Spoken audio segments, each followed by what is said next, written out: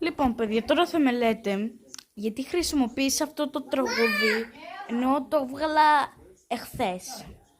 Θα σας πω το λόγο. Επειδή το κινητό μου το έχω κλείσει και η γιαγιά μου έφυγε Γερμανία, εγώ το βίντεο το κρατούσα. Δεν το έχω κάνει τίποτα. Δεν το σβήσα, δεν το έκανα και δεν το ήξερα.